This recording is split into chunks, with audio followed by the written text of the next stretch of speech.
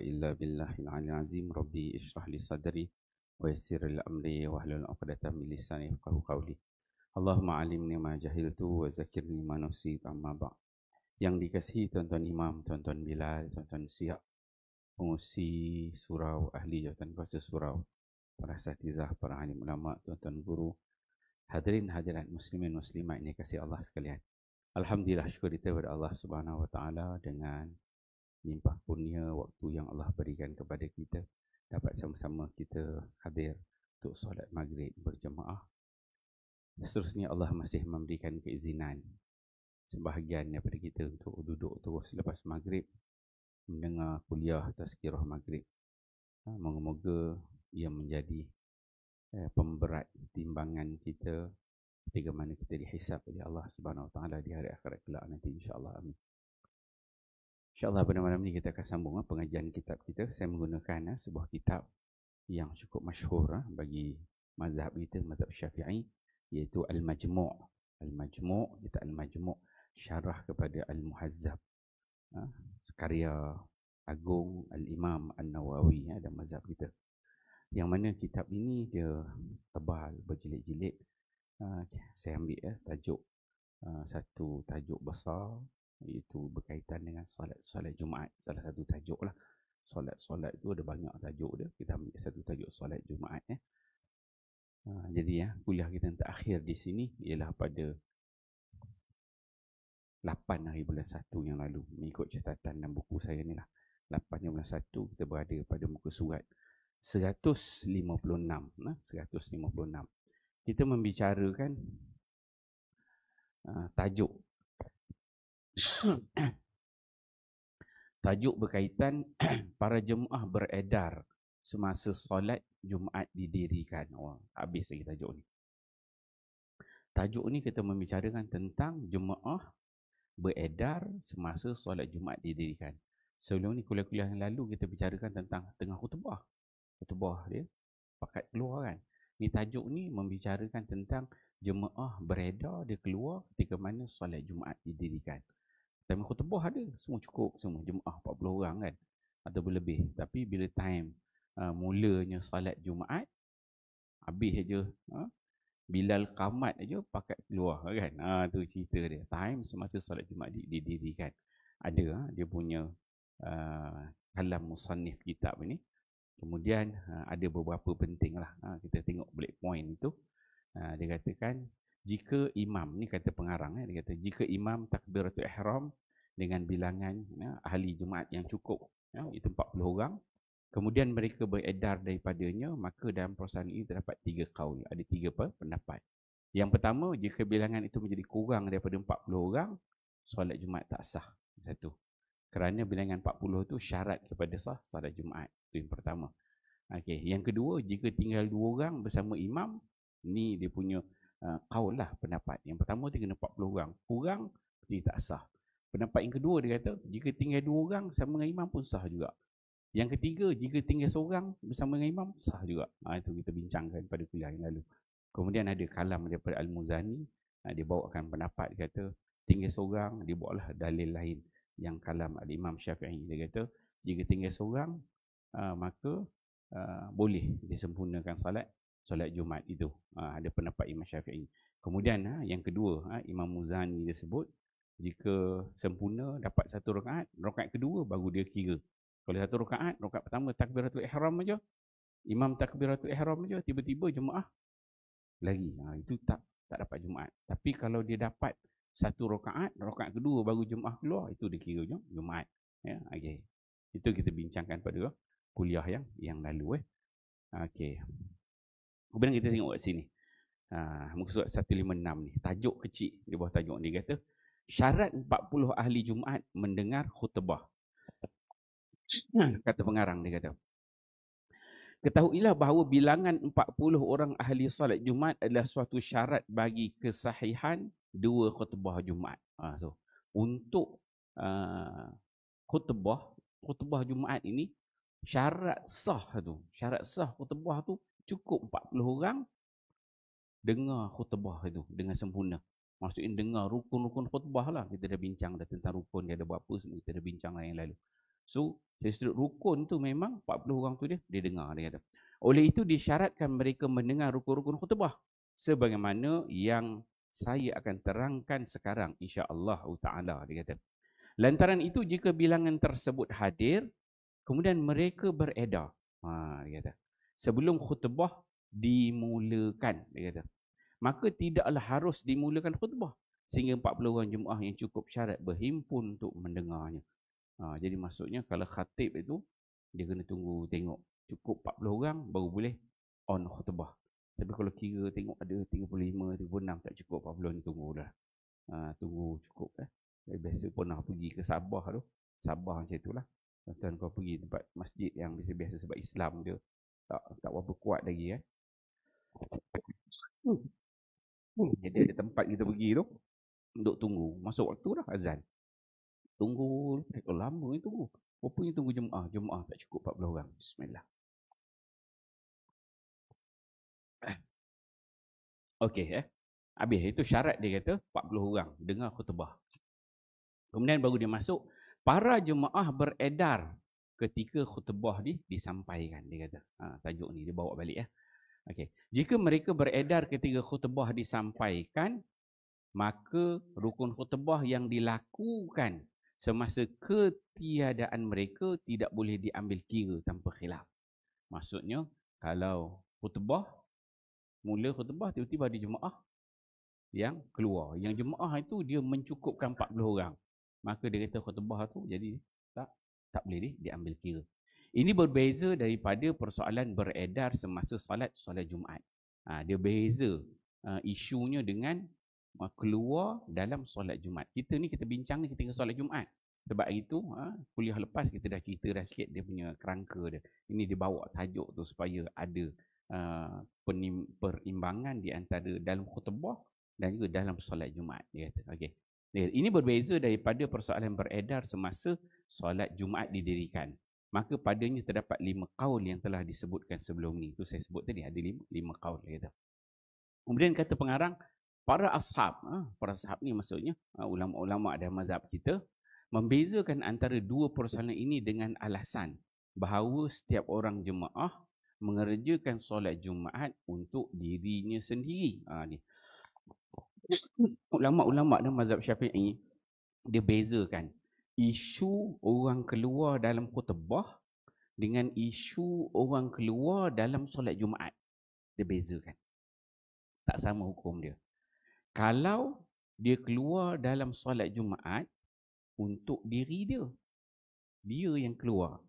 Tapi kalau dia keluar dalam khutbah Jumaat, maka dia menyebabkan mungkin tak cukup jemaah. Itu yang dia kata tu. Para ashab membezakan antara dua persoalan ini dengan alasan bahawa setiap orang yang mengerjakan solat Jumaat untuk dirinya sendiri. Dia solat Jumaat untuk diri dia. Kan? Tuan-tuan datang solat Jumaat untuk diri tuan-tuan kan. Contohnya datang nak solat Jumaat tak dapat solat, sakit perut. Orang semayang, kemudian pergi buang air, sampai orang salam. Balik rumah semayang zuhur je. Betul? Kan? Itu kalau solat Jumaat. Maksud solat Jumaat untuk diri kita. Kalau kita tak dapat buat, kita kena qada. Solat zuhur. Ataupun kita dapat sempat. Tak sempat satu rakaat kedua je masuk, maka kita kena untuk diri kita selesai dia. Macam mana pun fardu tu kita kena buat atas diri kita. Itu nama dia solat Jumaat. Tapi kalau tuan-tuan datang tak dengar khutbah, ada masalah tak? Datang jenis datang lewat kan, jenis relax dia tu. Ini tengok pula bahagian media Cik Latif dah hantar dah grup, dia tengok khutbah. Panjang je khutbah hari ni. Ini masuk waktu 1:30 solat dekat pukul 2 tu. 1:55 dia datang, duduk kat rumah relax dengar. Habis khutbah orang kamat baru dia datang kan. Contoh itu. Maka ada masalah tak tuan-tuan sembahyang Jumaat? Tak ada masalah. Sebab tuan-tuan tak rasa wajib kena dengar khutbah. Kan? Tak dengar khutbah datang boleh sembahyang Jumaat. Siapa yang datang tak sempat dengar khutbah tak boleh solat Jumaat tak? Boleh, tak ada masalah. Orang yang datang tak sempat dengar khutbah dia boleh solat Jumaat. Dia bisa solat Jumaat, tak ada masalah. Sebab kita ni dah melimpah-limpah lebih dari 40 orang. Jadi khutbah tu bukan untuk diri dia. Solat tu untuk diri dia, dia kena buat. Dia tak buat tu, dia memang problem. Dia kena qada. Tapi khutbah tu, dia tak rasa diri dia wajib. Dia rasa bukan dia termasuk dalam 40 orang tu. Orang lain dia yang 40 tu, dia mungkin yang ke 80, 90 kan. Jadi dia tak rasa dia wajib lah. Kan? Jadi khutbah tu itu yang pengarang dia katakan. Dia kata, setiap orang jemaah mengerjakan solat Jumaat untuk dirinya sendiri. Oleh itu, ada tolak ansur pada kekurangan bilangan 40 orang tersebut berdasarkan satu qaul. Dia kata. Manakala khatib pula, manakala khatib pula tidak berkhutbah untuk dirinya sendiri. Khatib khutbah kat atas ni dia bukan untuk khutbah untuk diri dia. Kan? Nama dia pun khutbah. Dia bagi ucapan, khutbah ucapan. Dia nak khutbah untuk orang dengar lah. Takkan dia berkhutbah tiba-tiba seorang jemaah kan? Ataupun tak ada jemaah dia berkhutbah seorang, tak jadi. Dia khutbah untuk orang dengar, dia kata. Manakala khatib pula tidak berkhutbah untuk diri sendiri. Tujuan sebenar daripada khutbahnya ialah untuk memperdengarkan kepada jemaah, dia kata. Oleh itu tujuan sebenar tidak terhasil daripada apa yang berlaku dalam persoalan ini yang mana tidak ada orang mendengar khutbah, dia kata. Maka dia kata kalau orang tak cukup, orang tak ada, maka sebenarnya tujuan khutbah tu tak dapat. Tak dapat dia sampaikan maklumat. Tak ada orang yang dengar, orang yang cukup mendengar. Tujuan khutbah tu tak sampai.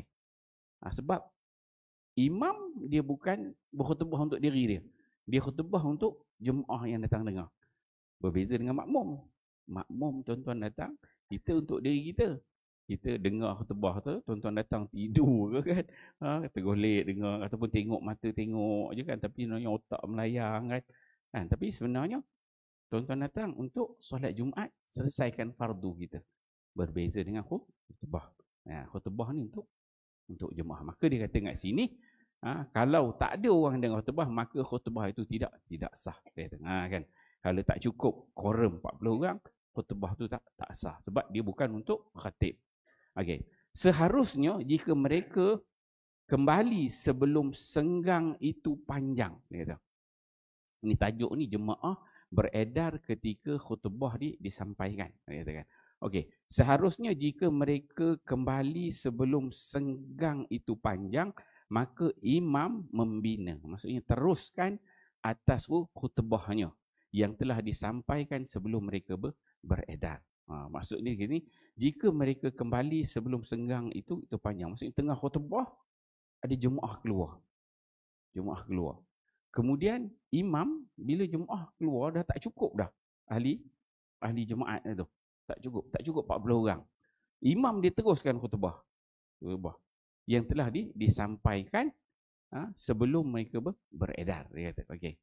Jika mereka kembali, jika orang yang keluar tengah khutbah tadi kembali selepas waktu senggang yang panjang, dia kata, maka terdapat dua qaul. Yang masyhur dalam kitab-kitab para ashab Khurasan. Maksudnya kalau khatib ni berkhutbah, ada orang keluar tengah khutbah menyebabkan tak cukup jemaah Jumaat. Maka kalau dia kejap aja dia masuk balik, maka dia teruskan. Khutbah tu teruskan. Ni kalau jemaah jumlah 40 orang tu dia dalam kalangan itu yang kurang, tinggal 20 orang keluar kan. Tapi kalau dia keluar tu senggang dia panjang. Waktu dia keluar tu panjang, lama dia kata. Itu dia katakan. Sekiranya panjang, maka ada dua qaul, dua pendapat yang masyhur dalam kitab-kitab para ashab di Khurasan. Maksudnya ulama-ulama dalam mazhab Syafi'i yang di sebelah Khurasan, sebelah Iran sanalah, atau pandangan mereka dia kata. Beliau berkata dua persoalan ini boleh diungkapkan dengan ungkapan yang lain, iaitu adakah berturut-turut mualat dalam khutbah itu wajib ataupun tidak. Okey, dia katakan, dia bahaskan dua persoalan ini boleh diungkapkan dengan ungkapan yang lain, iaitu adakah mualat dalam khutbah itu wajib ataupun tidak. Maksud dalam khutbah tu dia nak tunggu bila terhenti orang keluar, dia boleh berhenti lepas tu sambung balik nak tunggu orang datang, ataupun sebenarnya dia kena mualat. Wajib ke ataupun tidak mualat tu, dia kata. Okey, dia kata qaul yang pertama yang paling sahih, berturut-turut dalam khutbah itu dia tak boleh terhenti, itu adalah wajib. Oleh itu imam wajib memulakan semula khutbahnya dari awal. Maksudnya dia kena mula balik. Kalau berhenti, maksudnya senggang lama, tiba-tiba kita ada 40 orang. 20 orang tinggal 20 je. Keluar 20 orang dia pergi ngetih kan. Relax ngetih 20 minit, setengah jam ngetih. Kita tunggu lama nak sambung. Nak sambung. Nak ngah sebab kita kena pastikan cukup 40 orang. Tiba-tiba 20 orang pergi ngetih. Tak tahulah dia pedajai imam kan. Saja nak kena ke imam tu. Maka ini qaul yang pertama dia kata, qaul yang sahih, paling sahih dia kata berturut-turut itu wajib. Maksudnya dia tak boleh ada senggang yang lama. Kena turut-turut. Oleh itu imam wajib memulakan semula khutbah dari awal. Bila datang 20 orang tu balik, lepas dia ngetih, kena khutbah mula balik. Itu yang paling sahih dia kata. Sebab apa tadi? Sebab dia punya senggang waktu tu, dia pergi ngetih tu lah lama. Kan? Tak kisahlah dia buat apa lama. Itu yang pertama. Kemudian yang kedua, berturut-turut tu, mualat tu tidak wajib. Ini pendapat yang kedua kata tak wajib. Oleh itu imam boleh membina, maksudnya meneruskan atas khutbah yang telah disampaikan sebelum mereka beredar. Maksudnya bila datang balik tu dia boleh sambung balik khutbah dia. Walaupun senggang tu lama. Ini pendapat yang kedua dia kata. Okey. Kemudian sekumpulan ashab.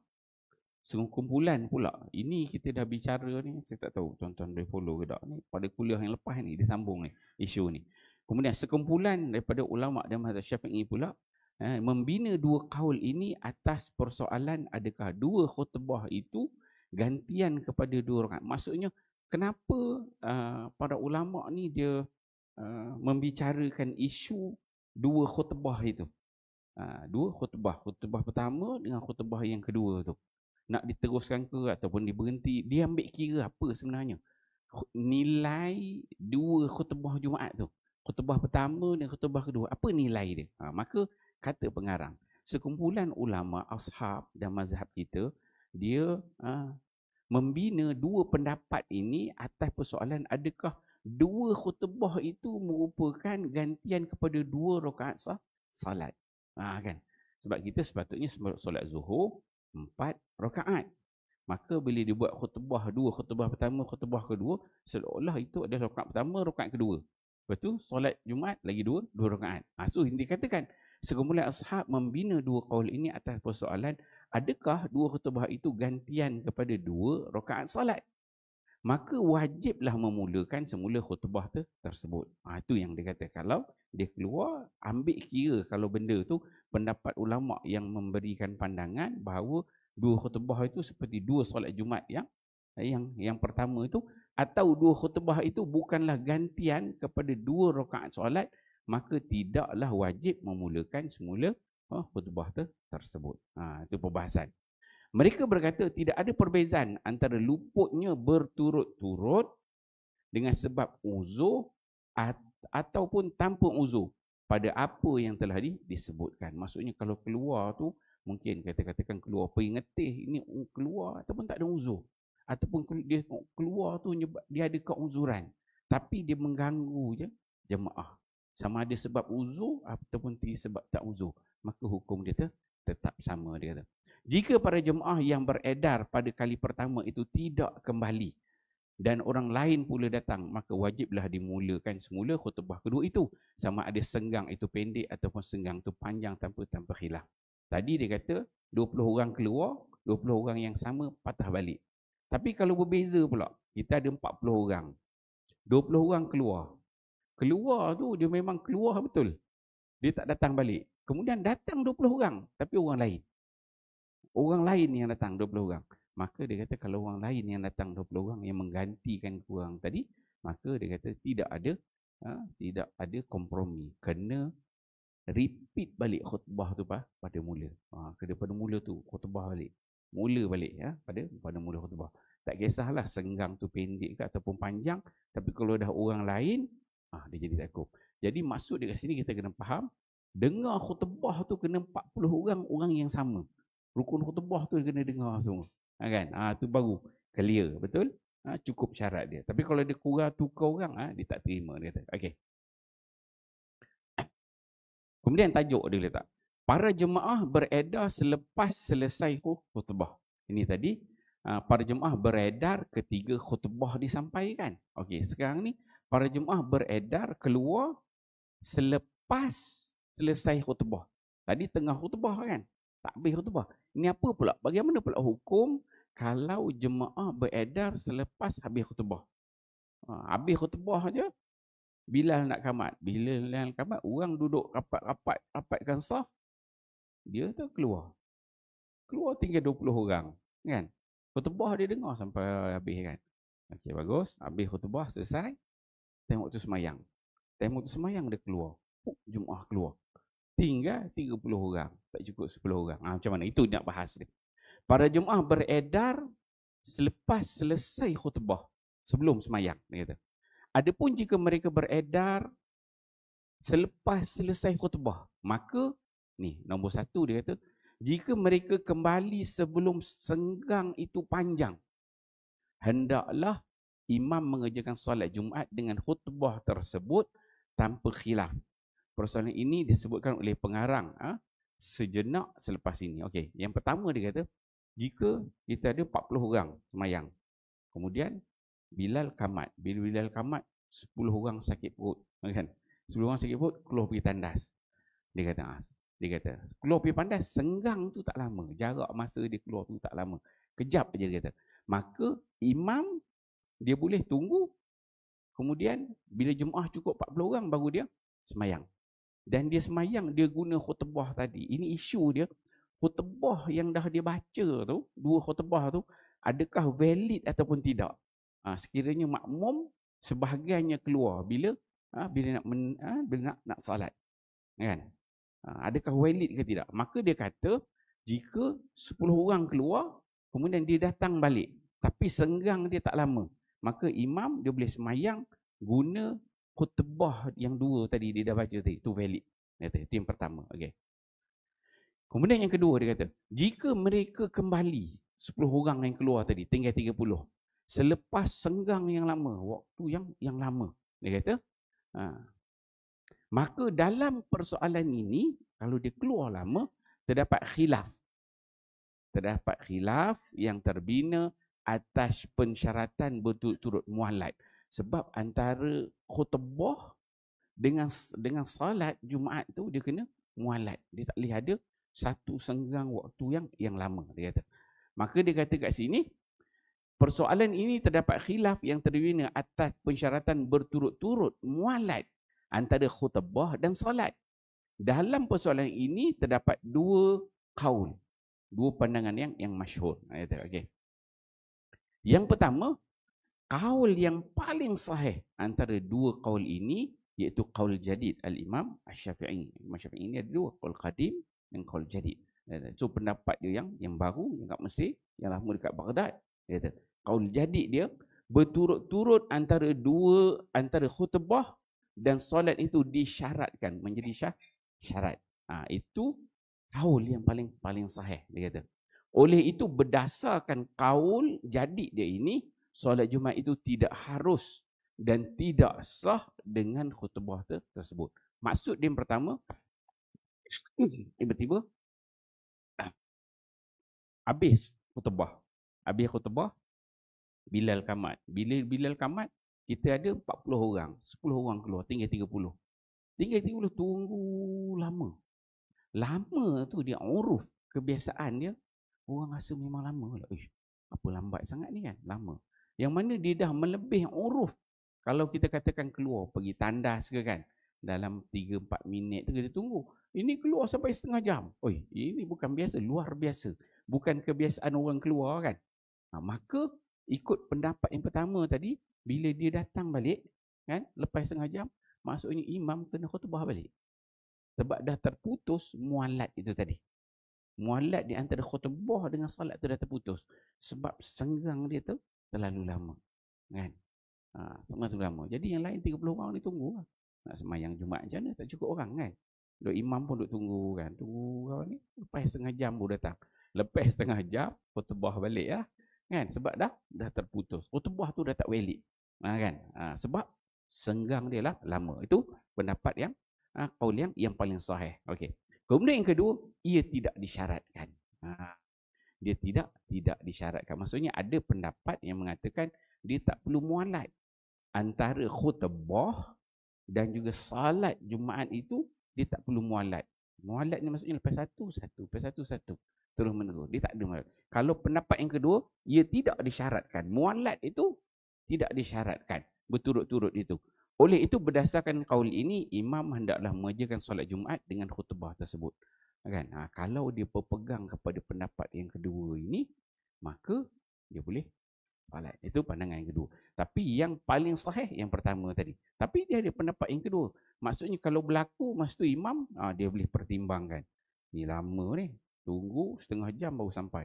Ni kalau nak naik khutbah balik ni, pakat yang lain 30 ni sakit hati 30 tu pula. Belah tinggal 10 orang pula. Jadi tak hari tu memang tak semain Jumaat langsung. Semain Jumaat pun tidak, Zuhur pun tidak kan. Jadi memang, jadi kata dia ambil pendapat kedua. So ada pendapat yang katakan mualat itu dengan senggang yang lama tu tidak menjadi syarat dia. Okey. Kemudian kata pengarang, adakah wajib mengulangi khutbah dan solat Jumaat itu ataupun tidak? Dia kata, dibincangkan. Adakah wajib mengulangi khutbah dan solat Jumaat itu ataupun tidak? Okey. Al-Muzani berkata dalam kitab Al-Mukhtasar, Al-Imam Asy-Syafi'i berkata, kata Imam Syafi'i rahimahullah, dia kata, ahabbtu ayyabtadiyal khutbah summa yusalliya al-jum'ah fa illam yaf'al salla bihumuz zuhra. Apa kata? Ini kalam daripada Al-Muzani. Muzani dia kata, dia sebut dalam kitab Al-Mukhtasar. Dan Al-Mukhtasar tu dikot kata Imam Syafi'i. Apa kata Imam Syafi'i? Saya lebih suka dia memulakan khutbah kemudian mengerjakan salat. Jika dia tidak berbuat demikian, maka dia mengerjakan solat zuhur bersama mereka. Kata Imam Syafi'i tadi. Ini pandangan lah. Tadi kita dah bincangkan kes begitu. Kata Imam Syafi'i, ahbab tu Imam Syafi'i dia kata, kalau tunggu lagi 10 orang tu datang lewat. Datang lewat, tunggu, datang lewat. Kata Imam Syafi'i dia kata, aku lebih suka, dia kata, imam atau khatib tu dia naik, dia khutbah balik. Sebab senggang tu lah lama. Ataupun dia kata, kalau dia tak nak khutbah, dia semayang juga. Tapi kalau semayang Jumaat, semayang Zuhur. 4 rakaat. Dia tak jadi Jumaat lah. Dia Zuhur.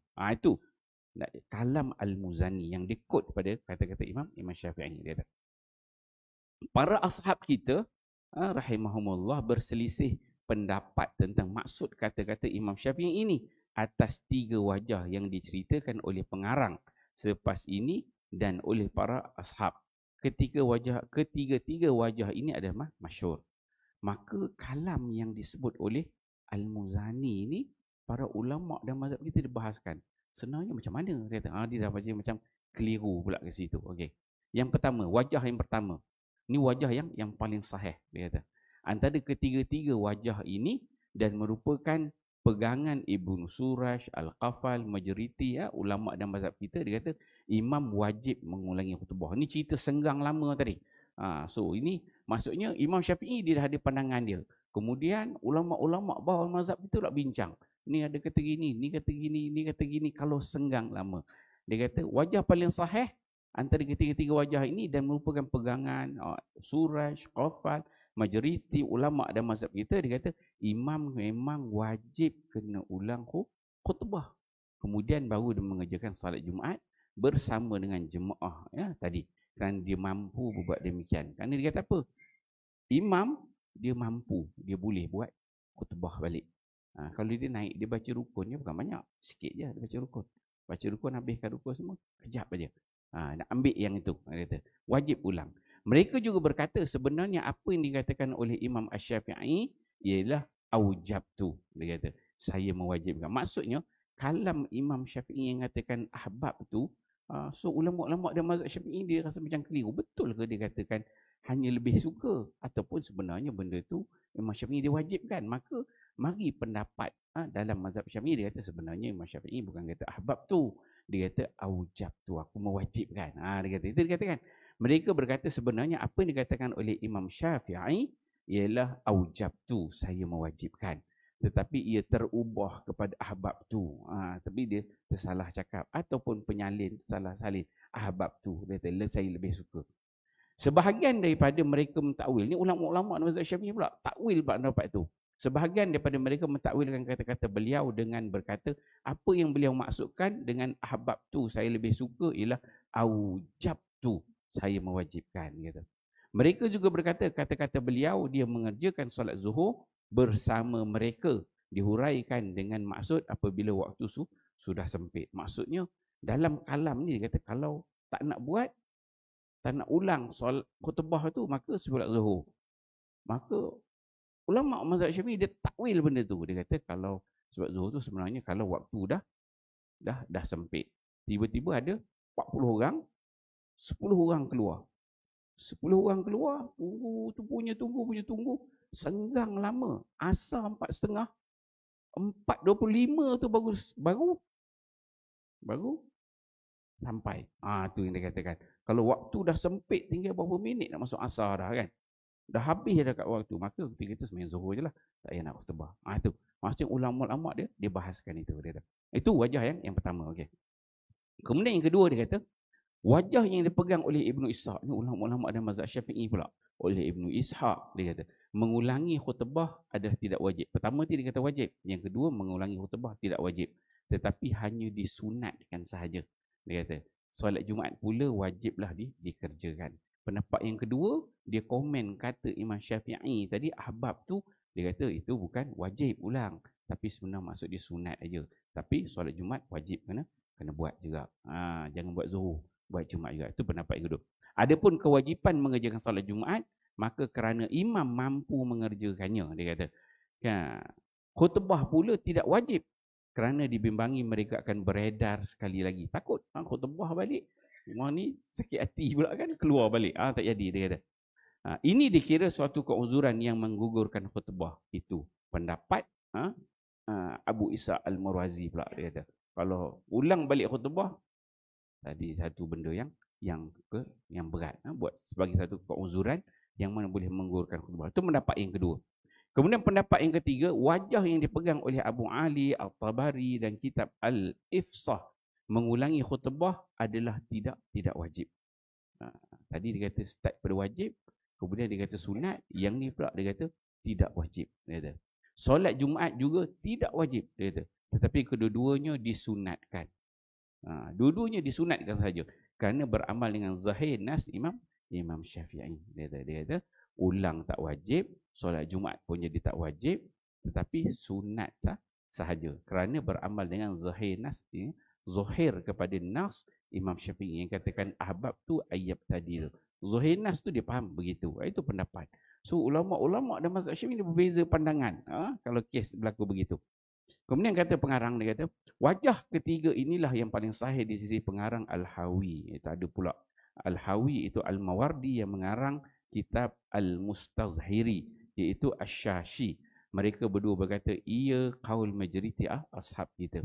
Pengarang Al-Hawi itu Al-Mawardi berkata sekalipun qaul Ibnu Suraish yang pertama tadi mempunyai hujah yang kuat, namun qaul Abu Ali lebih jelas dan lebih kuat hujahnya. Beliau juga berkata sesungguhnya Abu Al-Abbas telah tersilap dalam menyalahkan Al-Muzani kerana Al-Buwaiti, Ar-Rabi' dan Az-Za'farani telah menukilkan nas tersebut sedemikian daripada Imam Syafi'i. Maksudnya bukan seorang je yang nas, yang nukil nas, bukan Al-Muzani je, tapi ramai Al-Buwaiti, Ar-Rabi', Az-Za'farani kan. Bukan salah Al-Muzani, dia kata. Beliau berkata ahbab tu saya lebih suka tidak ada sesiapa pun yang menukilkan dengan ukapan aujab tu. Maksud yang cuba takwil kata Imam Syafi'i tak ada sebenarnya. Memang nas dia begitu. Saya mewajibkan daripada beliau. Dengan ini diketahui bahawa Al-Muzani tidak tersilap dalam penukilan, tetapi Abu Al-Abbas yang tersilap dalam takwilannya. Ini yang dia bahas ni. Tuan-tuan ada rasa pening? Ini dia nak bahas ni tentang kalau senggang itu lama, jemaah sebahagian keluar. Bila dah habis khutbah, nak semayang, sebahagian keluar, jemaah tak cukup 40 orang. So berlaku khilaf. Ada kata boleh, ada kata tak boleh. Ada kata kena ulang balik. Itu yang dibahaskan. Inilah kata-kata pengarang Al-Hawi, itu Al-Mawardi, majoriti ashab bercanggah dengan beliau, sebagaimana yang telah disebutkan sebelum ini. Kemudian Al-Mahamili dan Al-Majmu', pengarang Al-Udah, iaitu Abu Abdillah At-Tabari, Syekh Nas dan lain-lain berkata wajah Ketiga ini dhaif. Mereka juga berkata ia wajah yang paling dhaif. Okey. Okey. Kemudian lagi, ia memang sebagaimana yang mereka katakan kerana imam tersebut boleh menyampaikan khutbah dan mengerjakan solat Jumaat. Tidak perlulah diberi perhatian kepada kemungkinan bahawa mereka akan beredar sekali lagi kerana ia andaian yang lemah dan juga jarang berlaku. Ini komentar-komentar para ulama terhadap tiga-tiga pendapat tersebut. Okey, kita terus masuk kepada kumpulan pertama beredar selepas datang kumpulan yang kedua. Okey, tengok sini kita. Adapun dia kata, jika imam bertakbiratul ihram. Okey, ini cerita time semayang jemaah keluar, dia kata. Kumpulan pertama beredar selepas datang kumpulan kedua. Dia kata, adapun jika imam takbiratul ihram, lepas qamat imam takbiratul ihram dengan solat Jumaat bersama dengan bilangan yang disyaratkan. Masa imam takbiratul ihram cukup 40 orang, dia kata. Dan mereka juga bertakbiratul ihram. Imam takbiratul ihram 40 orang cukup tak takbiratul ihram. Kemudian datang pula 40 orang jemaah yang lain lalu bertakbiratul ihram dengan salat Jumaat. 40 dah ada, datang jemaah lagi 40 orang. Jadi berapa? 80 orang. 80 orang semua takbiratul ihram dengan takbiratul ihram sembahyang Jumaat. Kemudian kata kemudian kumpulan jemaah pertama itu beredar. Tengok, dalam fiqh dia boleh fikir gitu. Kita rasa macam tak apa logik. Imam takbiratul ihram ada 40 orang jemaah kan. 40 orang jemaah ni yang wajib Jumaat. Dah takbiratul ihram semua. Bila 40 orang ni takbiratul ihram, datang lain lagi 40 orang takbiratul ihram belakang pula. Yang mana 40 orang kedua ni tak dengar khutbah. Yang 40 orang pertama ni dengar khutbah. Tapi kalau berlaku, contohnya bila dah takbiratul ihram, tiba-tiba 40 orang pertama ni keluar. Ni dia kata. Jika imam bertakbiratul ihram dengan solat Jumaat bersama bilangan yang disyaratkan dan mereka juga bertakbiratul ihram, kemudian datang pula 40 orang jemaah yang lain lalu bertakbiratul ihram dengan solat Jumaat. Kemudian kumpulan jemaah pertama beredar. 40 orang pertama tu keluar. Lepas takbiratul ihram dia tengok ada. Ni orang kata contoh, kita kata contoh, ada tim A, ada tim B. Tim A 40 orang, tim B 40 orang. Tim A ni memang tak suka dengan tim B, kan? Jadi dia kata, di tim A dia kata kita datang. Kalau tim B datang, kita keluar. Jangan solat Jumaat sini kan. Tim B ni pula dia duduk kat luar jauh-jauh. Dia kata, Allah, tim A dah sampai lah, dengar khutbah, kita tak nak dengar lah, kita duduk jauh. Time solat baru kita masuk. Macam tu lah kan. Tak tahulah dia bergaduh politik ke, berlagu apa kan, tak tahu. Contoh gitu kan. Maka bila solat Jumaat, tim A dah takbiratul ihram, tengok-tengok, tim B datang lah, dia orang tiba-tiba datang solat je. Dia kata kita belah lah, tak nak jumpa dia orang. Dia pun dia cuik-cuik kawan dia, imam dah start baca Fatihah dah. 40 orang keluar kan. Tinggal tim B, tu, dia bincangkan. Maka dia kata, maka para ashab berkata, ulama dan mazhab Syafi'i, dia bincangkan ni. Ia tidak memudaratkan. Bahkan imam menyempurnakan salat Jumaat. Sama ada kumpulan jemaah yang baru datang itu mendengar khutbah ataupun tidak. Dia isu dia tadi untuk solat Jumaat, bukan untuk khutbah. Khutbah memang kena full 40 orang dengar khutbah. Tapi bila solat Jumaat, kalau 40 orang yang pertama dengar khutbah tu keluar, tiba-tiba yang kedua tu, yang datang tak dengar khutbah, adakah imam dia perlu berhenti? Kan? Tak, dia kata sini, sama ada kumpulan jemaah yang baru datang itu mendengar khutbah ataupun tidak. Dia kena imam menyempurnakan salat Jumaat. Tak kisahlah tim B datang je ke, tim A belah ke, dia imam, dia terus saja salat. Imam Al-Haramain berkata, tidak terhalang di sisiku bahawa dikatakan disyaratkan juga tinggalnya 40 orang jemaah yang telah mendengar khutbah. Imam Haramain dia kata tak terhalang dari sudut pandangan dia, disyaratkan tinggal 40 orang jemaah yang telah mendengar khutbah. Dia tak letak syarat.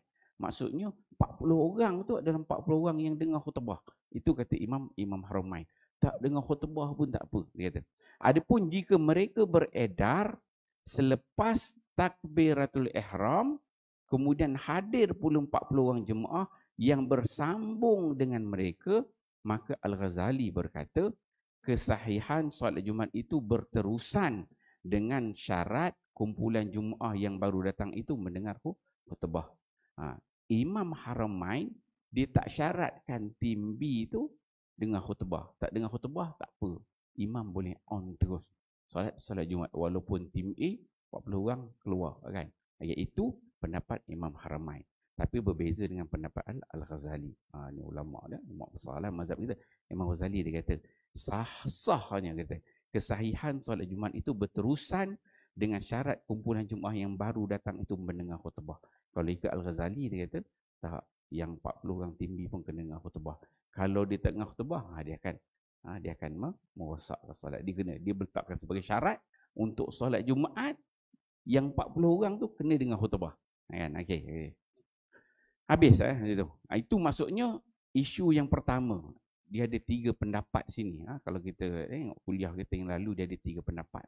3 pendapat yang membicarakan tentang jemaah beredar semasa solat Jumaat didirikan. So pendapat yang pertama tu kes 40 orang. Dia kata kena ada 40 orang cukup baru boleh diteruskan. Itu kita bahaskan. Jadi sampai sini habis dah yang 40 orang. Okey, dia bawa pula tajuk mengerjakan solat Jumaat seorang diri. Seorang-seorang dia mengerjakan solat Jumaat. Dia kata. Persoalan cabang. Ni dia buka satu cabang dia kata. Para ulama telah berijma' bahawa solat Jumaat tidak sah daripada orang yang mengerjakan secara bersendirian dan bahawa berjemaah itu satu syarat bagi kesahihan solat Jumaat. So, ulama dia ittifaq kata bahawa solat Jumaat tu dia tak boleh seorang-seorang. Imam seorang je solat Jumaat dia tak. Solat Jumaat je kena berjemaah. Itu ittifaqlah ulama ijma' dia tu. Inilah yang dimaksudkan oleh pengarang dengan katanya solat Jumaat tidak sah melainkan dengan 40 orang. Kena cukup 40 orang. Yakni secara berjemaah. Seandainya beliau menyebutkan dengan jelas, nescaya ia lebih baik. Cuma dalam nas daripada pengarang tu dia sebut agak mungkin boleh kurang jelas. Para ashab kita berkata syarat-syarat jemaah di sini adalah sama seperti syarat-syarat jemaah dalam solat-solat yang lain. Apa dia? Solat dia syarat-syarat tambahan bagi solat Jumaat. Secara umum nak solat jemaah tu sama macam solat kita yang lain. Tapi kat sini dia kata syarat-syarat tambahan solat Jumaat. Namun begitu disyaratkan di sini beberapa perkara tambahan yang telah disebutkan sebelum ini, iaitu para jemaah itu seramai 40 orang lelaki yang cukup syarat. Tu. Kemudian solat Jumaat itu didirikan dalam kawasan, dalam tempat dia, dalam kampung itu.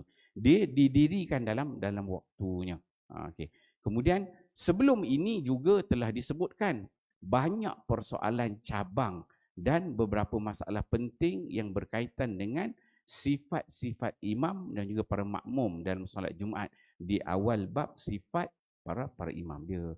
Sebab ini kita ambil tajuk solat Jumaat. Dia ada bab solat aja, ciri-ciri imam bagaimana, macam syarat-syarat imam dia dah bahas. Kemudian syarat-syarat makmum dia dah bahas dah sebelum ni. Azan ni. Tak dengar bunyi? Okey.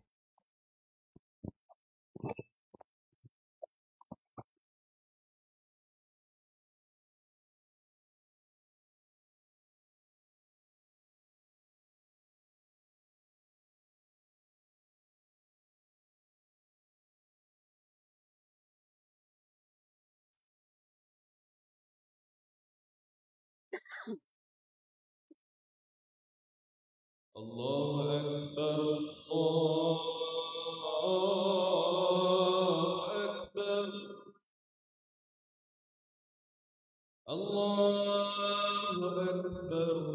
الله أكبر أشهد أن لا إله إلا الله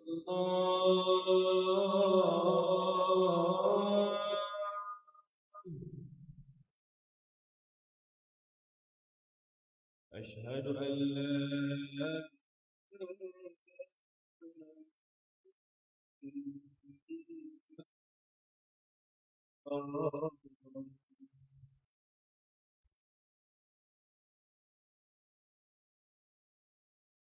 أشهد أن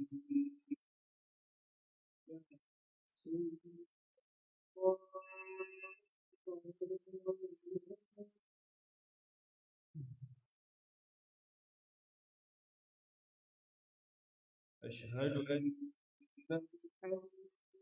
محمدا رسول الله.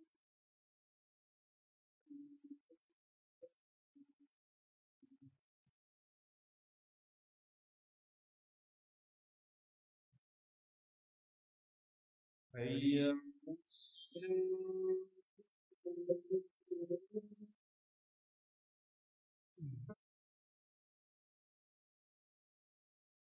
حي على الصلاة.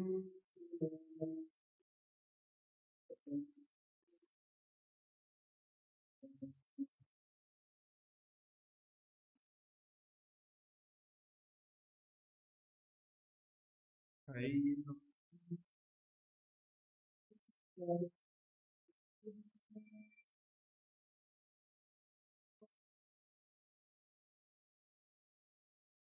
حي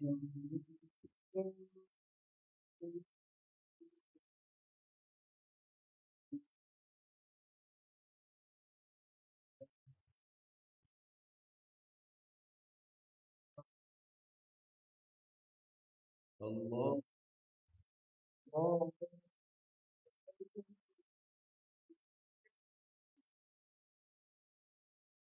لا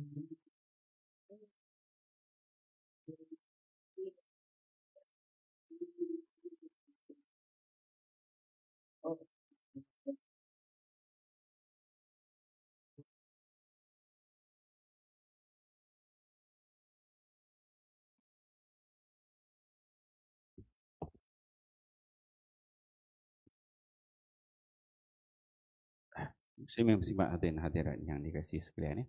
Alhamdulillah, malam ni kita hampir hujung tajuk. Hujung tajuk kepada para jemaah beredar semasa solat Jumaat didirikan. Okay. So apa kesimpulan yang boleh kita ambil daripada tajuk ini? Jemaah keluar semasa imam takbiratul ihram. So apa simpul ni kita boleh ambil? Dia kata.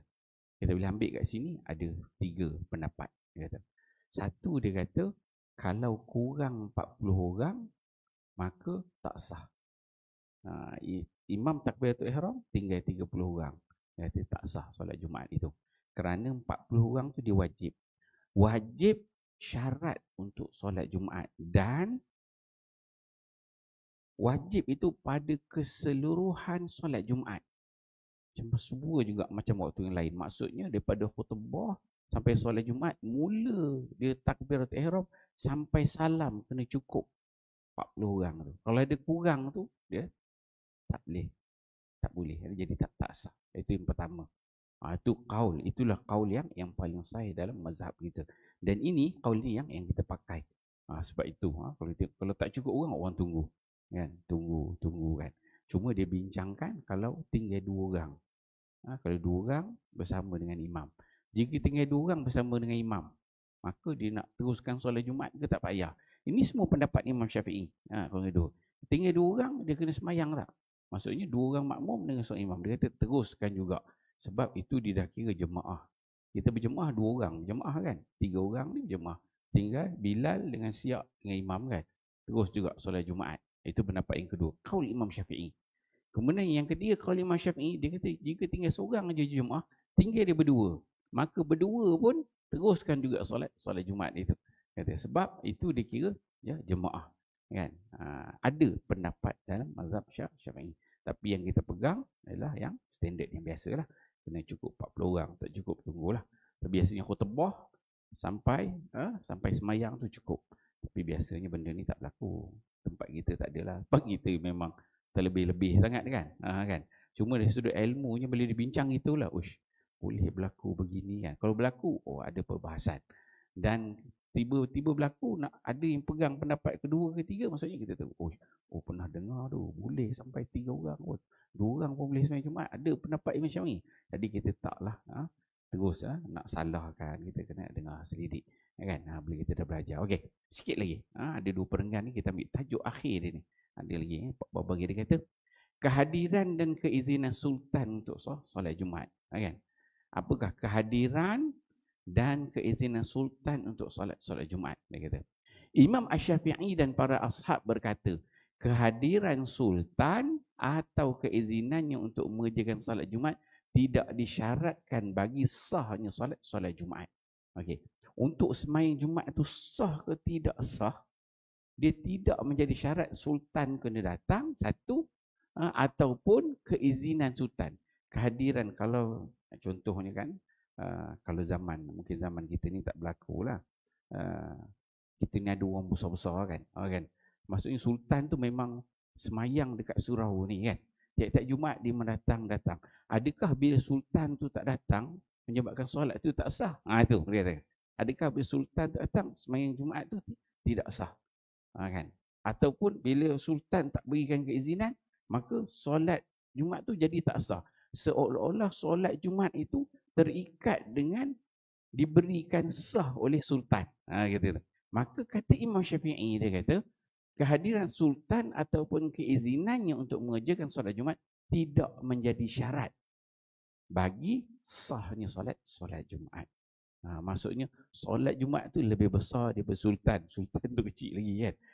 Sultan tu dia tak menguasai. Tak ada sebab dia kita semayang tak sah. Alamak, dah semayang dah salam.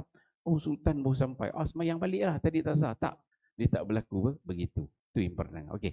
Yang terakhir dia kata, pengarang Al-Bayan iaitu Al-Imrani menceritakan satu qaul qadim bahawa salat Jumaat tidak sah melainkan di belakang sultan atau orang yang diizinkan olehnya. Ia qaul yang ganjil lagi salah. Qaul yang diketahui dalam mazhab ialah apa yang disebutkan di atas. Ini maksudnya orang yang mengarang berkaitan dengan solat Jumaat ni banyak. Ulama mazhab Syafi'i ni banyak. Dan bila mereka ni tulis, ada kod. Ini salah satu kod dalam kitab Al-Bayan. Al-Imrani dia kata, ada satu pendapat qaul qadim Imam Syafi'i, dia kata. Ketika dia berada. Dia kata apa? Solat Jumaat tu tidak sah melainkan di belakang sultan. Ni Al-Qadim lah. Mungkin zaman itu tak tahu sultan dia macam mana. Sultan dia kata, aku ada pun kena sembahyang Jumaat kan. Maka ulama pun kata, okey, tak ada sultan pun sembahyang tak sah kan. Mungkin, wallahu alam, dia kata gitu. Okey. Melainkan di belakang sultan atau orang yang diizinkan olehnya, ada wakil dia. Ia qaul yang ganjil lagi salah, dia kata. Qaul yang diketahui adalah mazhab ialah apa yang disebutkan di atas tadi. Yang disebutkan pertama tadi, maksudnya dia tak menjadi wajib sultan itu ada. Kita semayang cukup syarat, cukup 40 orang semua tu gini, sah. Tak terikat dengan sultan ke, dengan menteri ke apa, tak ada kaitan. Okay. Cuma dibahaskan apa begitu. Okay, alhamdulillah. So habislah kita. Apa yang dibahaskan iaitu jemaah beredar ketika mana solat didirikan. Okay, habis tajuk tu. Okey, insya-Allah kuliah akan datang kita akan tengok waktu solat dan juga khutbah Jumaat. Ada perbahasan. Bila waktu solat, waktu khutbah tu, ulama ada melihat dia pada angle yang berbeza. Insya-Allah kita tengok pada kuliah akan datang. Auzubillahi minasyaitonir Bismillahirrahmanirrahim. Alhamdulillahirabbil alamin wassalatu wassalamu ala asyrafil anbiya'il mursalin wa ala alihi washabihi ajmain. Allahumma ja'al jama'ana hadza jama'an marhuma wa tafarruqana min ba'di tafarruqan ma'suma wa la taj'alil lahu ma fina wa la ma'ana wa lam yattabi'una syaqiya wa la matruda wa la mahruma birahmatika ya arhamar rahimin. Rabbana atina fid dunya hasanah wa fil akhirati hasanah wa qina adzabannar. Wa sallallahu ala sayyidina Muhammad wa ala alihi wasallam. Walhamdulillahirabbil alamin. Assalamualaikum warahmatullahi wabarakatuh.